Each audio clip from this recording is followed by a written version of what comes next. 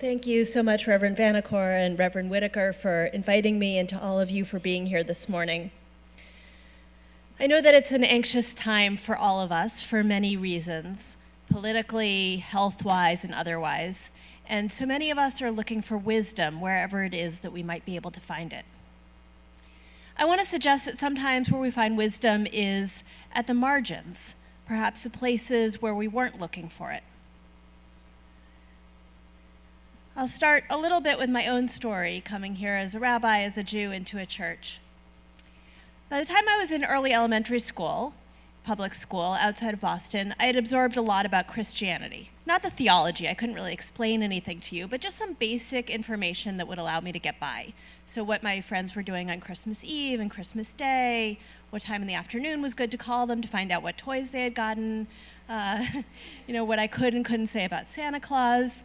Since I grew up outside of Boston, what to say if somebody asked me what parish I lived in, I knew the answer to that.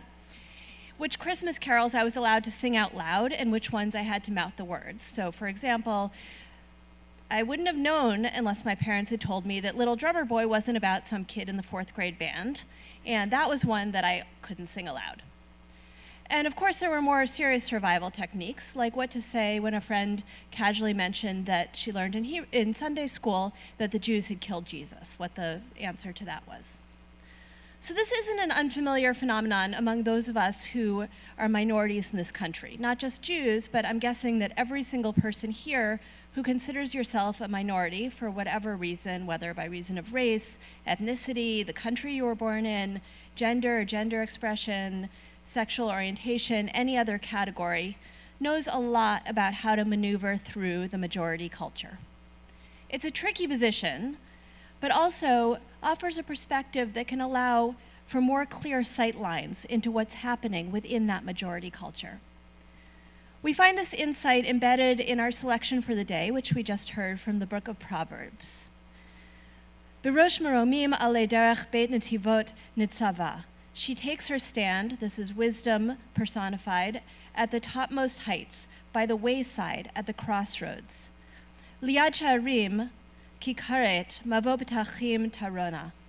Near the gates at the city entrance, at the entryways, she shouts, "O people, I call to you, my cry is to all humankind. Listen, for I speak noble things, uprightness comes from my lips." So where does wisdom stand to issue this cry to humanity? Wisdom stands at the crossroads, by the gates to the city, at the entryways, that is, at the margins and the liminal spaces. Standing at the crossroads, one can encounter people coming and going from different cities, speaking different languages, practicing different rituals, carrying different concerns with them. And at the gates to the city, one meets travelers who are entering, who are leaving, who have the excitement, the anxiety, the fear, the hope, all of those emotions of people who are leaving one place and or coming into another. And not only that, but the court would sit at the entrance to the city, judging the cases that came before it. So one who sat at the entrance of the city could see every manner of conflict and hear both the best and the worst of human behavior. I want to mention two specific people who, within the Bible, sit at the margins and learn quite a lot from this perch.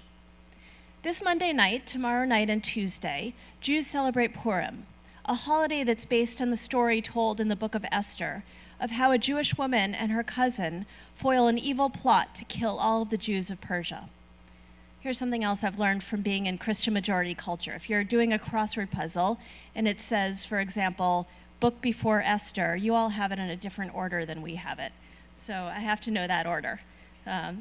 Things you know when you're sitting in those positions. So as you might know, Haman, the evil advisor to the king, is enraged when Mordecai, the Jew, refuses to bow down to him. As a Jew, of course, Mordecai will only bow down to God, not to human beings. So Haman persuades King Ahasuerus, a kind of bumbling figure who's mostly interested in when the next party is happening, to decree genocide against the Jews of Persia. Meanwhile, Esther, Mordecai's younger cousin, whom he adopted after her parents died, has joined the king's harem, where she is carefully concealing her identity as a Jew. Like the personified wisdom of Proverbs, Mordecai has a habit of hanging out at the city gates. He's there to catch news of Esther, to find out how she's faring. But it turns out that while he's there, he also learns a few other things. Specifically, he learns about a plot by two of the king's guards to kill the king, to assassinate the king. And so he reports this plot, and he receives a lavish public honor as a thank you.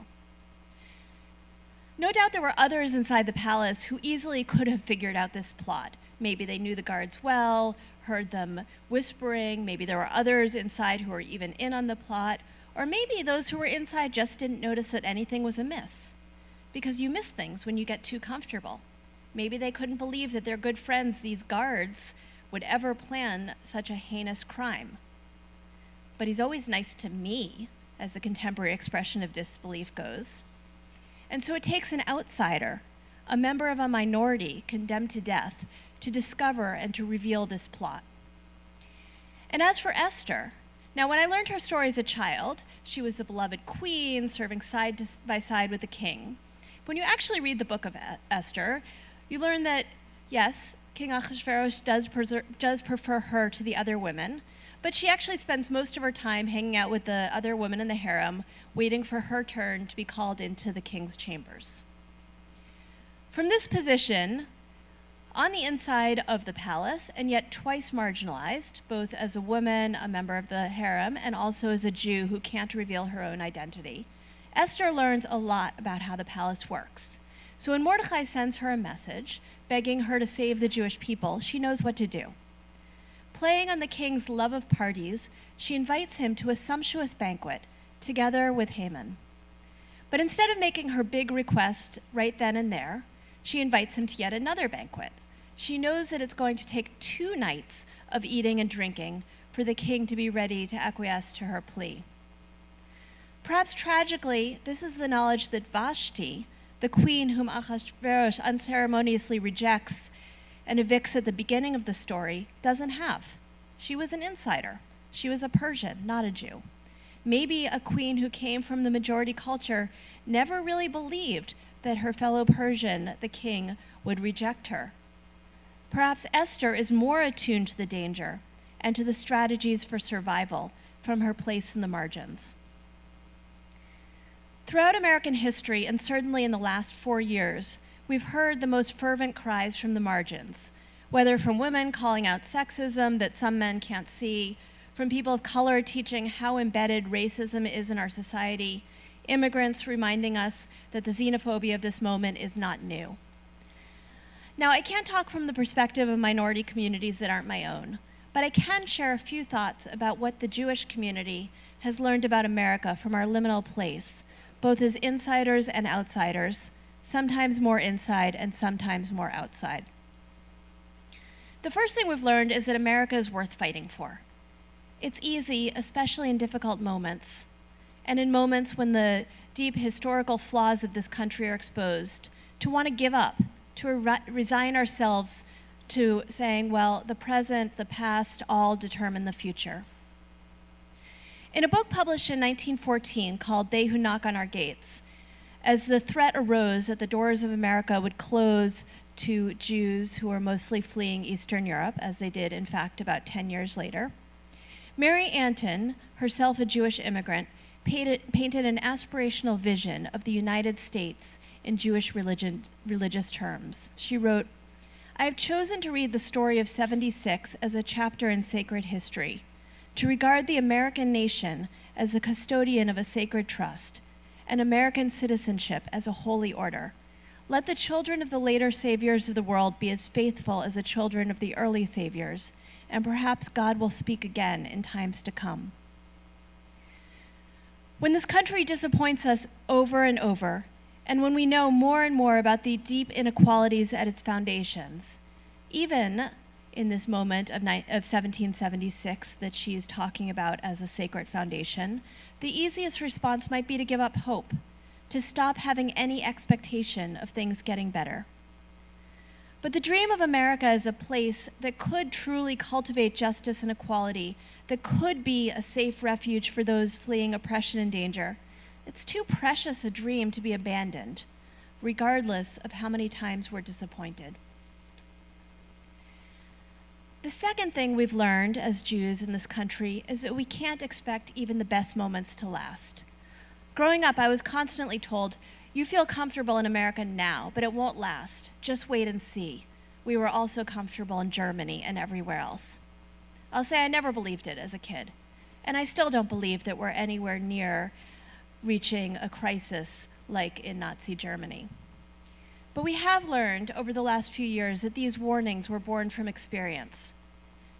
Within Jewish history, there were good moments that were usually followed by forced conversions, expulsions, or even murder in virtually every single place we've lived, whether in medieval Spain or England, Germany, or Iraq, and almost everywhere else. We've learned, therefore, that we need to be hypervigilant, always watching from our seat at the margins, no matter how far into the center it feels like we might have moved at any particular historical moment. That's why in the 2016 presidential campaign, when that campaign inspired a new level of anti-Semitism, xenophobia, racism, sexism, the Jewish community and other minority communities raised an alarm early and loudly, and have kept raising that alarm over and over during the last 4 years. It's easy to laugh off symbolic expressions or microaggressions, swastikas drawn on school buildings, harassment on Twitter, the rise in racist or sexist or anti-Semitic jokes. But we know that just as wisdom can hover at the entrances, and we hope make its way inside, hatred too may rise from the margins, from social media sites that most of us have never even heard of, from obscure conspiracy sites, and from casual jokes, and that these marginal expressions can lead to deadly actions. We've also learned that no political leader, no matter how fantastic they might be, will ever emerge as our salvation. There are many times in Jewish history that we've tried to rely on leaders. We believed that Pharaoh could protect us in Egypt, as he did for a few generations while the Israelites survived the famine that was happening in Canaan. And yet, eventually, a new Pharaoh arose over Egypt and enslaved the Israelites, who thought they had found refuge. Or, in the medieval period, when the Jews were relying on the king and queen of Aragon to protect them, it turns out that these royal leaders just threw up their hands when there was an outbreak of violence against Jews and said, "We can't do anything." Benjamin Gampel, who's a historian at the Jewish Theological Seminary just a little bit down the street, wrote about this period in Spanish history that the safety of a minority people cannot be assured is not simply a banality of Jewish history, but a truth about the fate of all people and of all groups whose security is dependent on others. However sincere the intentions of the majority society and the assurances of its leaders to protect those who are reliant upon them, the security of a minority community is ultimately for them not a matter of paramount importance.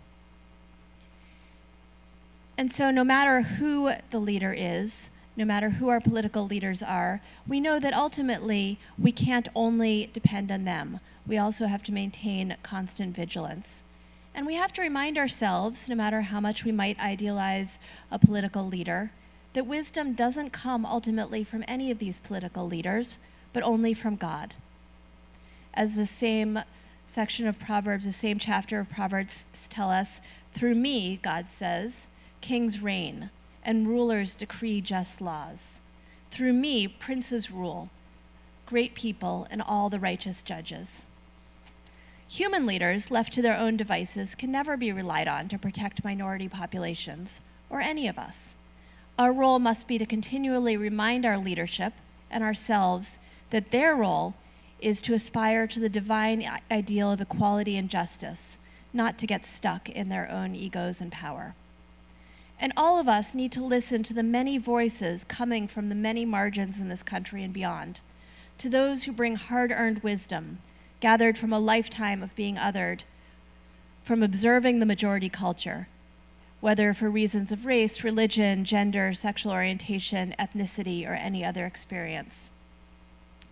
Proverbs tells us, Ashrei Adam shomea li, happy is the person who listens to me, to God.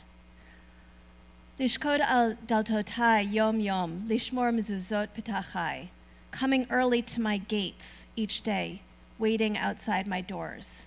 It's the one who sits at the gates, who waits outside the doors, who's listening to what's happening on the margins of the city. That's the person who can find divine wisdom. And that's the wisdom that can move us closer to what the dream of America should be, to the dream that we still believe is possible. Kimotzi matzah chayim, for the one who finds me finds life. Vayefek ratzon me'Hashem, and obtains favor from the Eternal One. Thank you.